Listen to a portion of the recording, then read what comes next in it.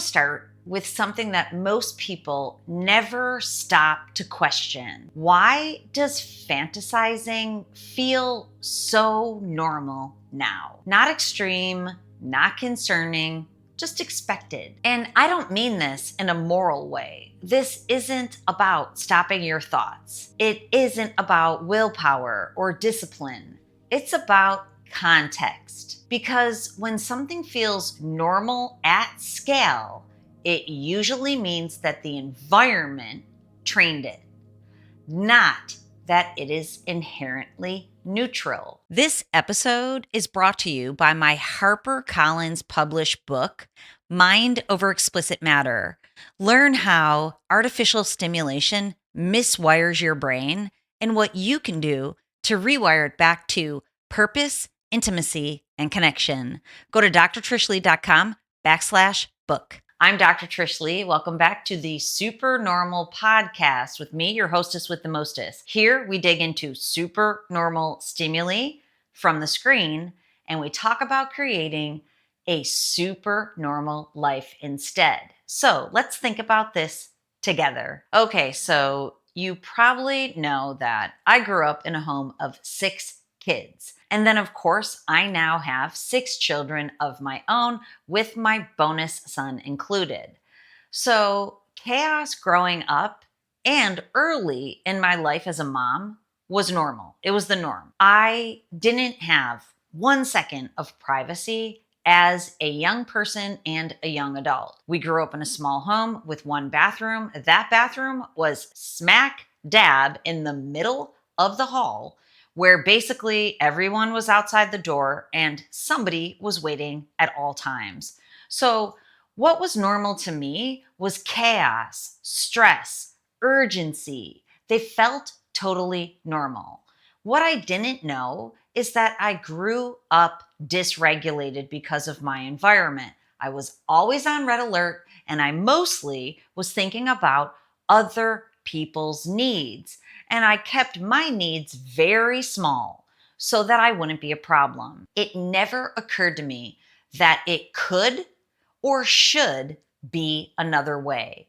What feels ordinary often carries the most influence for us because we stop noticing it. In neuroscience, there's a concept known as supernormal stimuli. That's what we talk about here.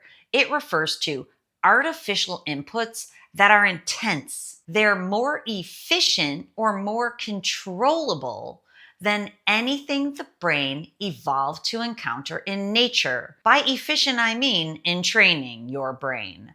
The brain didn't evolve in a fake, engineered environment of endless novelty when it comes to human history. It didn't evolve for stimulation without friction. It didn't evolve for reward without delay. It didn't evolve with experience that didn't include risk or reciprocity. But that's the online environment that most of us are surrounded by most of the time these days. So when the brain is immersed in inputs that are easier, faster, more controllable than real life, it adapts. It maladapts automatically. The brain doesn't ask whether something is truly meaningful.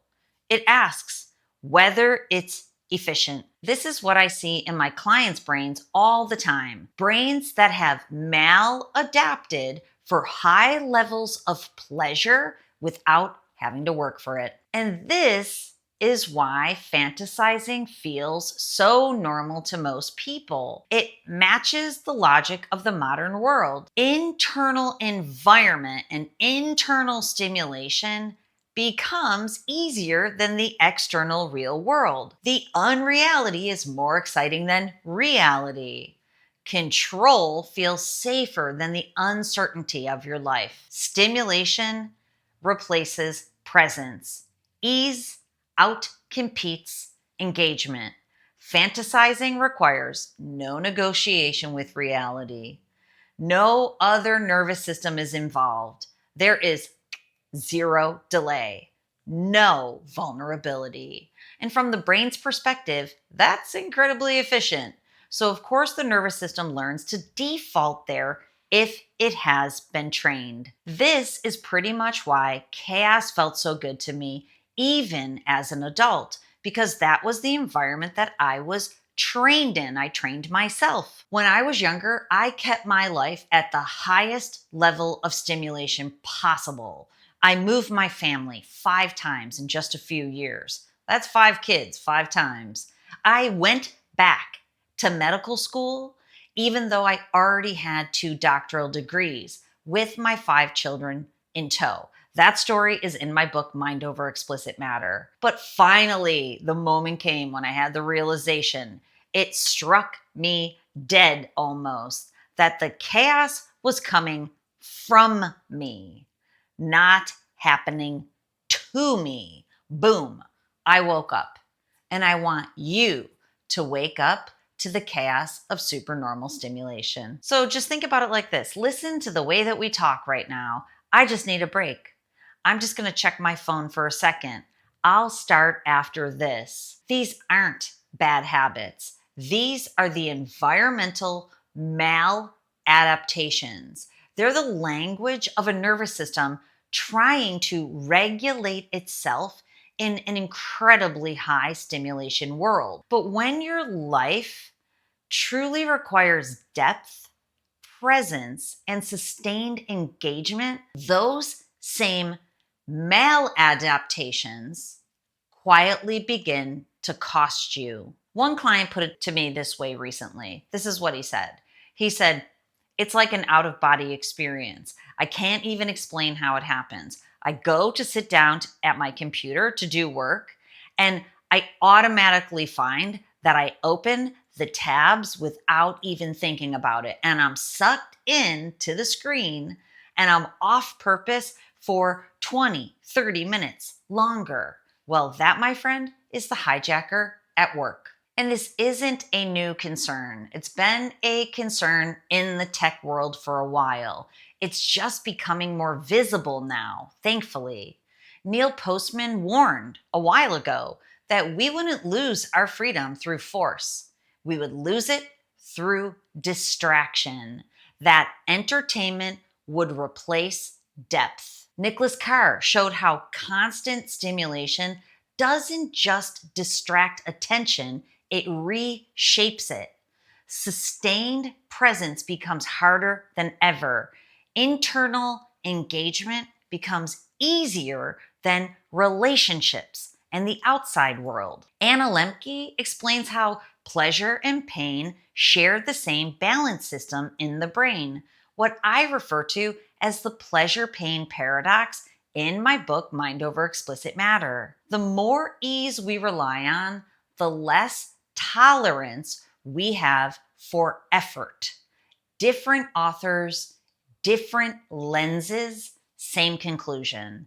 The environment trained the brain quietly, maybe without you even noticing. Hopefully, until you do. Now, why do I care?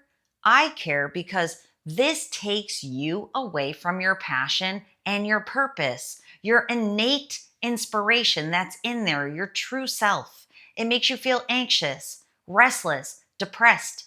It gives you baseline arousal dysfunction in the brain, strained brain, wired and tired, drained brain, totally unmotivated. These lead to sad sexual arousal dysfunction, which leads you back internally and away from your relationships.